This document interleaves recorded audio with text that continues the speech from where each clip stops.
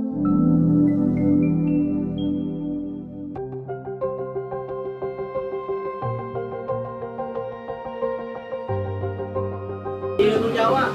sahabat NU Online Jakarta. Saat ini kami sedang di atas kapal menuju Pulau Tidung dalam rangka mengikuti acara peningkatan pemahaman Aswaja An-Nahdiyah untuk Suriah, jajaran Suriah PCNU se-DKI Jakarta.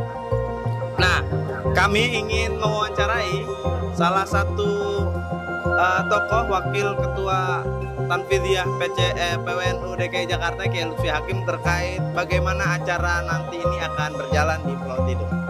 Oke, Kiai, ini acaranya apa saja yang akan ada nanti?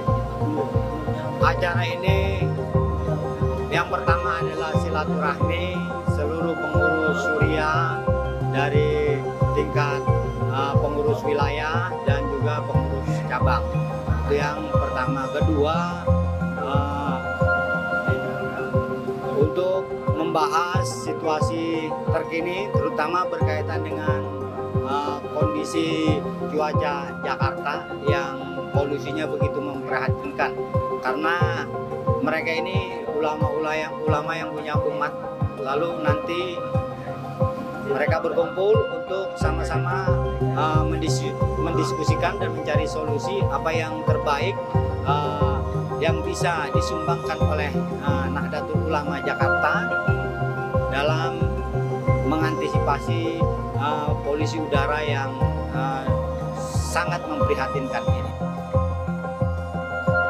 Kita sebagai Suriah bersama bagaimana mengkompakkan jajaran Suriah dulu. Setelah jajaran Suriah ini kompak ya dengan satu niatan Nahdlatul Ulama, yakin ini akan menjadi sebuah kekuatan yang sangat besar.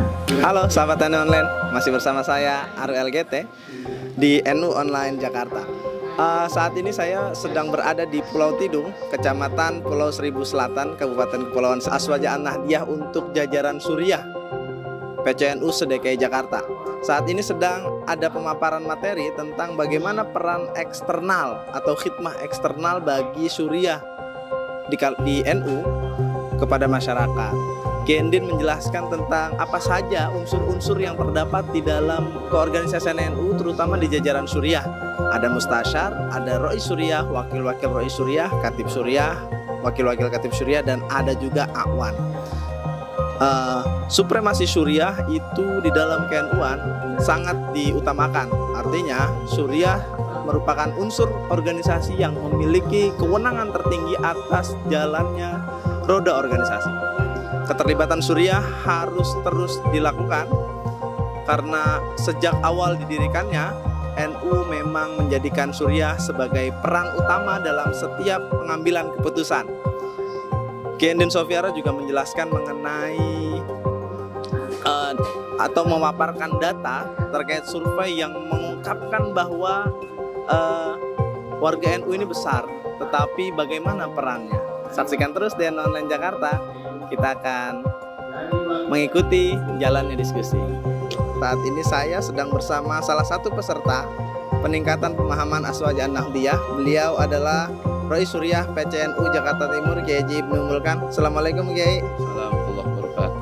Saya izin mau minta tanggapan Pak Kiai setelah mengikuti tadi pemaparan dari Pak Kiai Endin, apa yang diperoleh oleh Pak Kiai Ibnu Mulkan? Ya, Bismillahirrahmanirrahim. Saya sedikitnya ada 3 hal yang saya dapat hikmah yang kita laksanakan pada hari ini. Seluruh jajaran Suriah PCNU se-DKI Jakarta. Pertama, bagaimana jajaran Suriah bisa membina antar jajaran di intern, ya. Antara Suriah se-DKI Jakarta ini harus mempunyai inovasi-inovasi untuk membuat program untuk memajukan di dalam intern Suriah itu sendiri. Yang kedua, bagaimana jajaran Suriah bisa bekerja sama dengan pihak luar, gitu ya. Artinya organisasi-organisasi kita kan di Jakarta ini memang paling besar itu NU, yang paling banyak NU, tapi bagaimana bisa bersinergi bekerja sama dengan organisasi yang lain, baik Islam, keagamaan, sosial, pemuda, dan lain-lain. Ketiga, bagaimana NU ini bisa bekerja sama dengan pemerintah. NU bukan hanya banyak jumlah penduduknya, tapi bagaimana NU bisa lebih berperan. Bagaimana NU bisa mempunyai kebijakan-kebijakan yang strategis di Jakarta, khususnya juga di Indonesia ini ya. Artinya jangan hanya kita jumlah banyak mayoritas organisasi orangnya saja, tapi bagaimana NU ini bisa berdampak ke lini, semua lini ada gitu, yang menjadi yang teknokrat, birokrasi, politik dan seterusnya itu menurut saya. Jadi harus banyak NU ke depan yang punya inovasi-inovasi. Bukan hanya jumlah banyak orang, tapi inovasinya minim, itu menurut saya harus banyak inovasi.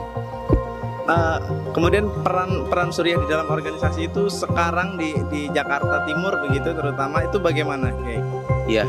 Ya memang peran Jaya Suriah itu di NU itu memang seperti itu ya, tidak kita bisa hilangkan, tidak bisa kita lenyapkan, tapi harus ditambah. Jangan hanya tanfiziah yang bergerak, tapi Jaya Suriah juga harus bergerak.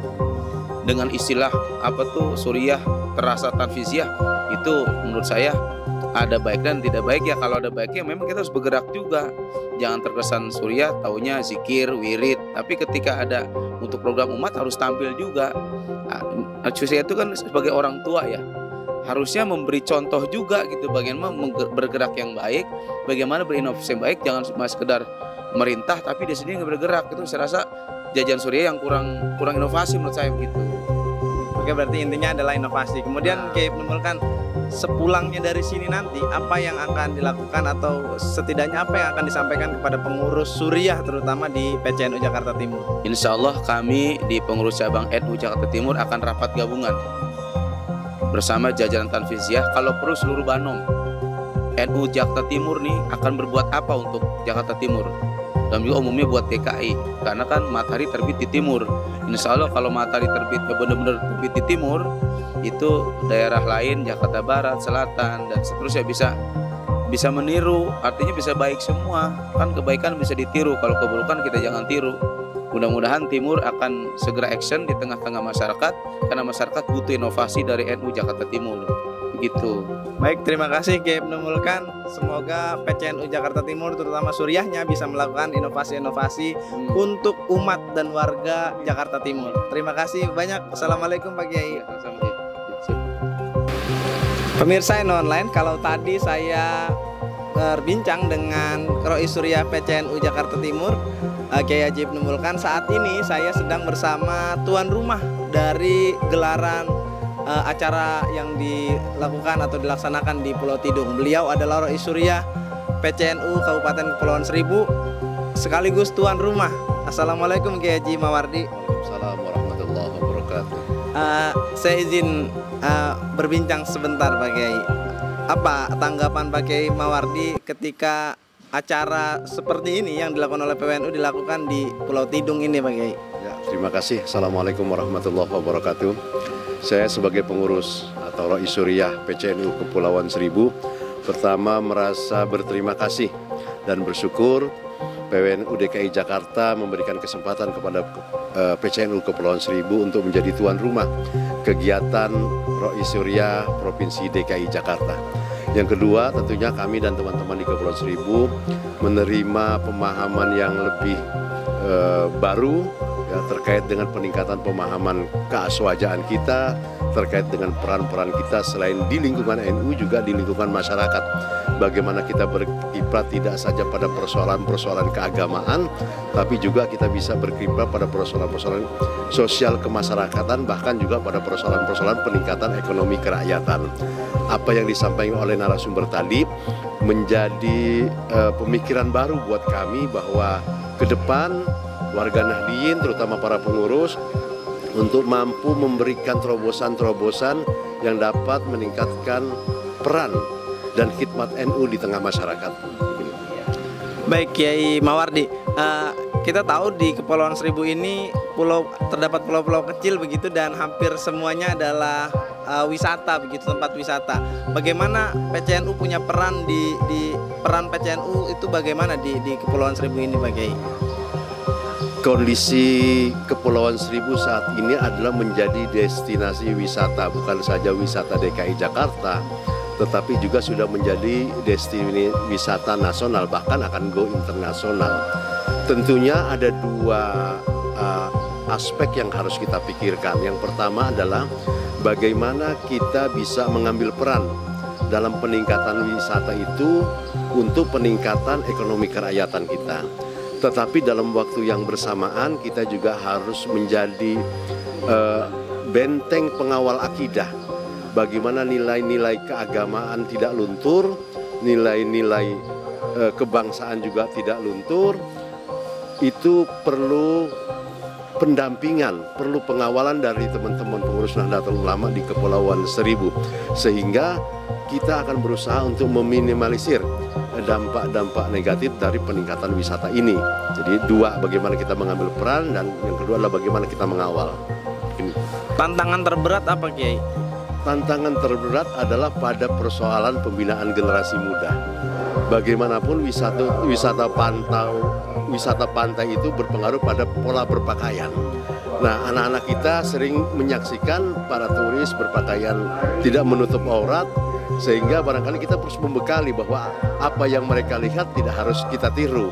Tapi bagaimana kita mencoba untuk terus membentengi anak-anak kita agar tetap berada pada nilai-nilai ajaran agama. Kalau caranya melakukan pembentengan itu apakah dengan pengajian atau seperti apa, Pak Kiai? Proses pendidikan menjadi paling efektif barangkali, baik itu di sekolah-sekolah umum maupun di sekolah-sekolah madrasah, mengingatkan kepada anak-anak kita agar tidak terpengaruh pada budaya-budaya yang dibawa dari luar. Oke, Pak Kiai Mawardi, terakhir saya ingin meminta bagaimana harapan Pak Kiai Mawardi untuk bisa dibawa kepada teman-teman pengurus PCNU dari adanya acara peningkatan pemahaman ini.